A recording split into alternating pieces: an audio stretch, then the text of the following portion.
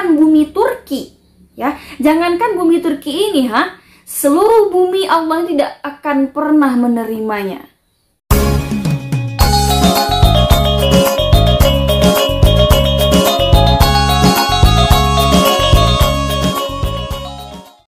Guys, kembali lagi bersama aku Riana. Buat kalian yang baru bergabung di video ini, jangan lupa tekan tombol subscribe, like, dan komen. Semoga video ini semakin berkembang dan bermanfaat untuk kita semua. Nah, di video kali ini aku akan bercerita tentang presiden pertama dari negara Turki. Siapakah itu? Yaps, Mustafa Kemal Atatürk. Beliau meninggal pada tanggal 10 November 1938 silam. Dan cerita meninggalnya mantan petinggi militer itu beredar di media sosial.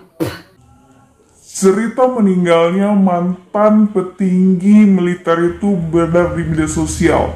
Dikabarkan bahwasanya Atatürk meninggal dengan cara yang mengenaskan. Nah loh, dia disebut-sebut diserang penyakit kulit, jantung, dan darah tinggi. Cerita ini diunggah oleh akun Facebook Faiz Fajar pada tanggal 12 Mei 2019. Dan dalam unggahannya itu menambahkan sebuah narasi. Mayatnya diawetkan selama 9 hari 9 malam. Sehingga adik perempuan beliau datang untuk meminta ulama-ulama Turki memandikan, mengafani, dan mensolatkan jenazah dari kakaknya itu. Bagaimana ceritanya? Kita cari tahu. Masih dalam unggahan yang sama, dia mengatakan bahwasanya Atatürk adalah orang yang bertanggung jawab meruntuhkan khilafah Islam Turki pada tahun 1924. H.S. Armstrong yang merupakan salah seorang pembantu dari Atatürk dalam bukunya yang berjudul Az-Zi'bu Al-Akbar, yang artinya adalah sesungguhnya Atatürk adalah keturunan Yahudi. Nenek moyangnya adalah Yahudi yang pindah dari Spanyol ke pelabuhan Salonika. Golongan Yahudi ini dinamakan dengan Yahudi Daunamah yang terdiri dari 600 keluarga. Mereka itu mengaku beragama Islam hanya sebagai identitas KTP saja, tapi masih menganut agama Yahudi secara diam-diam. Ini diakui sendiri oleh bekas Presiden Israel yang bernama Yitzhak Zivi dalam bukunya Daunamah terbitan tahun 57. Atatürk itu mengubah ucapan Assalamualaikum menjadi Marhaban Bikum, yang artinya adalah selamat datang. Melarang menggunakan busana Islam dan sebaliknya, mewajibkan memakai pakaian ala Barat. Nah, dalam tempo beberapa tahun saja, dia berhasil menghapuskan perayaan Hari Raya Idul Fitri dan Idul Adha, serta melarang kaum muslim menunaikan ibadah haji, melarang poligami, dan melegalkan perkawinan wanita muslim dengan non-muslim. Dia juga membatalkan hari libur di hari Jumat, melarang azan dalam bahasa Arab dan menggantinya dengan bahasa Turki. Tindakan yang dilakukan oleh Atatürk ini nyata sekali telah memisahkan budaya Turki dari akar agama Islam dan menghapuskan Islam sebagai agama resmi negara Turki. Atatürk ini juga berusaha keras nih geng untuk menghancurkan para penentangnya. Dia membakar majelis-majelis, menangkap para pimpinan majelis tersebut, dan juga mengawasi para ulama. Atatürk pernah menegaskan bahwa negara tidak akan pernah maju sama sekali kalau rakyatnya tidak cenderung kepada pakaian modern. Dia menggalakkan minum arak secara terbuka, mengubah Al-Quran yang kemudian dicetak dalam bahasa Turki. Bahasa Turki itu sendiri diubah dengan membuang unsur-unsur Arab dan Parsi. Dia juga mengubah Masjid Besar Hagia Sophia menjadi gereja dan setengahnya untuk museum, menutup masjid serta melarang sholat berjamaah, menghapus Kementerian Wakaf dan membiarkan anak-anak yatim dan fakir miskin. Dia membatalkan undang-undang waris, faraid secara Islam, menghapus penggunaan kalender Islam dan mengganti huruf Arab ke dalam bahasa Latin. Nah, ketika ditanya nih guys, Atatürk itu menganggap diri itu sama seperti Tuhan. Ya, ketika itu ada seorang prajurit ditanya, siapa Tuhan dan di mana Tuhan tinggal, katanya kan. Terus karena takut, si prajurit itu tersebut menjawab, Kemal Atatürk adalah Tuhan. Dia tersenyum dan bangga dengan jawaban yang diberikan oleh dengan pemuda itu. Saat-saat menjelang kematiannya, Allah mendatangkan kepadanya beberapa penyakit yang membuatnya tersiksa dan tidak dapat menanggung azab yang Allah berikan di dunia. Di antaranya penyakit kulit yang dimana dia merasakan gatal di sekujur tubuhnya, dan dia juga menderita penyakit jantung dan darah tinggi. Kemudian rasa panas terpanjang hari, tidak pernah rasa sejuk sehingga pompa air dikerahkan untuk menyirami rumahnya selama 24 jam. Selain itu, dia juga menyuruh para pembantunya untuk meletakkan kantong-kantong es di dalam selimut untuk membuatnya sejuk. Tapi tidak berhasil. Nothing.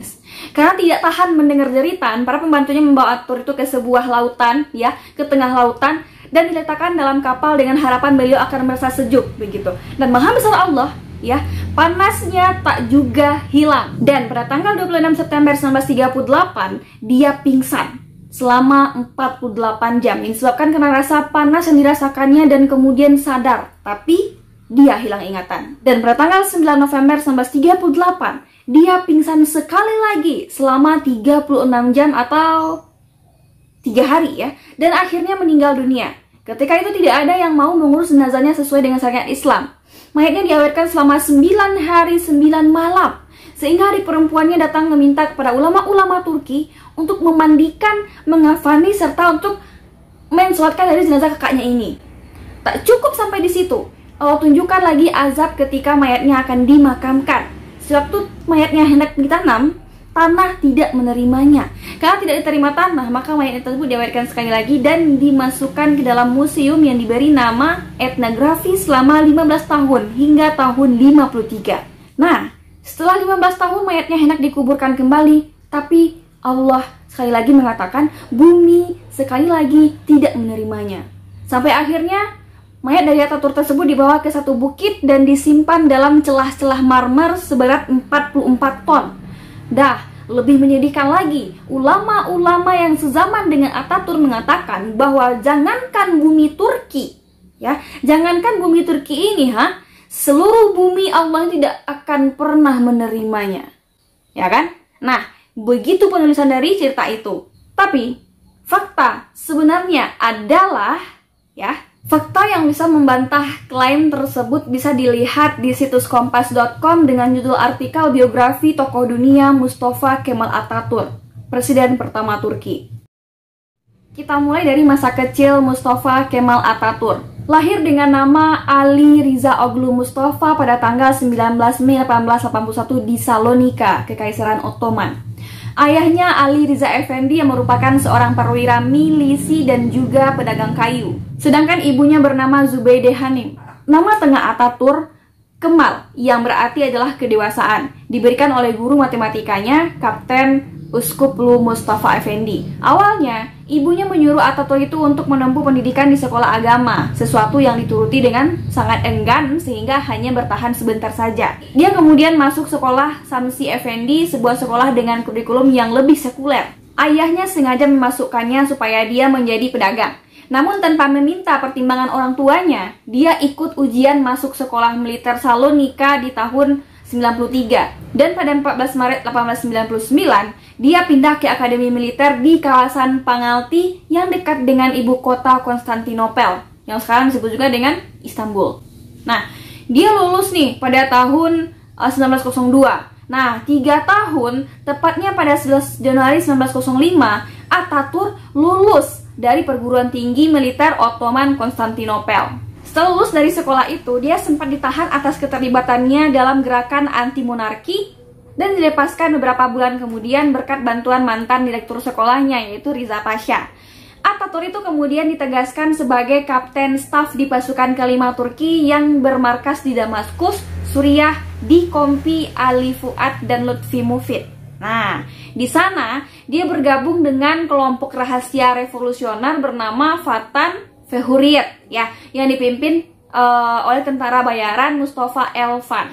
Di Juli 1908, dia terlibat dalam revolusi Turki muda yang berhasil menjungkal balikan Sultan Abdul Hamid II dan memulihkan konstitusi monarki.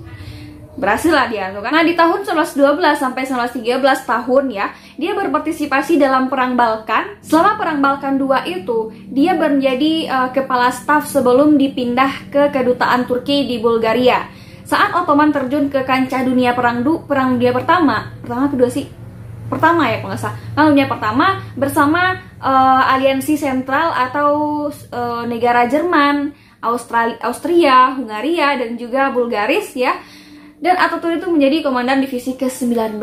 Nah, berkat keberanian dan strategi tempurnya, dia membantu menggagalkan invasi sekutu ke Dardanella di tahun 1915. mendapatkan promosi hingga perjanjian Modrus ditekan di 1918. Di tahun 1919, Atatürk itu mengatur adanya pemberontakan. Ketika perjanjian Sèvres ditandatangani yang membagi Ottoman itu, ya, dia menginginkan kemerdekaan bagi Turki. Dewan Pertemuan Besar atau GNA itu namanya, sebutan untuk parlemen Turki waktu itu. Nah, harus mengatur gempuran yang dilakukan Yunani serta Armenia. Nah, serangan itu berakhir setelah Atatürk itu menekan Traktat Lausanne di tanggal 29 Oktober 1923 yang menandai berdirinya Republik Turki dan menjadikannya presiden. Ada beredar video di TikTok, kalian pasti tahu.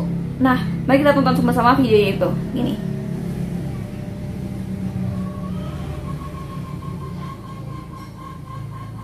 Jadi kayaknya dia kayak mencium bau busuk gitu di museum ini ya.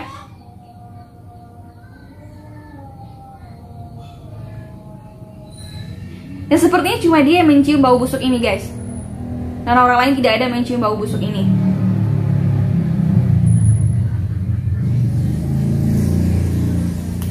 Ya oke. Bagaimana tanggapan kalian? Silahkan komen di bawah. Nah, setelah lulus, dia sempat ditahan atas keterlibatannya dalam gerakan anti-monarki dan dilepaskan beberapa bulan kemudian berkat bantuan mantan direktur sekolahnya, Riza Pasha. Menjadi orang pertama dan orang nomor 1 di Turki, Atatürk mulai berupaya untuk memodernisasi negaranya. Pemerintahannya mulai menganalisis sejumlah negara barat, misalnya Prancis, Swedia, Italia, ya, dan mengadopsi nilai maupun sistem mereka sesuai dengan kebutuhan serta karakteristik bangsa Turki. Dikenal sebagai pemimpin militer yang efisien, dia mengubah Turki menjadi negara yang modern, demokratis, tetapi tentunya sekuler. Sebagai bagian dari sekularisasi, dia menjauhkan pemerintahan dari agama, mengganti huruf Arab dengan huruf Latin. Kemudian dia juga memperkenalkan kalender Gregorian dan mendesak warganya supaya mengenakan busana layaknya orang barat. Kemudian, dia memperkenalkan undang-undang tentang persamaan gender, ya, menghapus hukum jilbab bagi perempuan dan memberikan mereka hak politik. Nah, seperti itu. Tidak semua reformasi yang dilakukan oleh beliau, ya, itu berhasil. Kebijakannya itu soal sekularisasi dianggap sebagai hal yang kontroversial. Jadi bagaimana kematian sebenarnya dari Mustafa Kemal Atatürk yang merupakan presiden Turki pertama ini? Nah, ceritanya gini. Di tahun 1937, Atatürk mulai mengalami penurunan kesehatan. Dan di awal tahun 1938, saat berada dalam perjalanan ke Yalova, dia menderita penyakit serius. Dan kemudian dia kembali ke Istanbul untuk menjalani perawatannya. Di mana dokter itu menjelaskan bahwasanya Atatürk ini menderita sirosis di livernya. Dan selama perawatannya itu, dia mencoba untuk beraktivitas seperti biasa layaknya orang yang tidak sakit gitu, geng.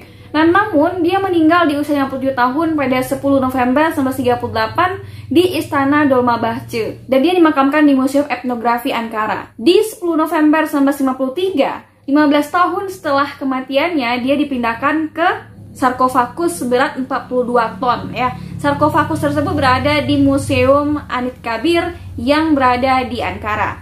Nah, begitu dia guys sebenarnya fakta dari kematian Mustafa Kemal Atatürk dan segelumit tentang kehidupan beliau. Jadi, Mustafa Kemal Atatürk itu meninggal karena menderita penyakit sirosis di livernya. Oke, mungkin sekian dulu pada kesempatan kali ini. Mudah-mudahan bermanfaat dan semoga kita bisa bertambah ilmu pengetahuannya dengan mendengarkan berita yang fakta, bukan hoax. Terima kasih. Assalamualaikum, bye-bye. Jangan lupa subscribe.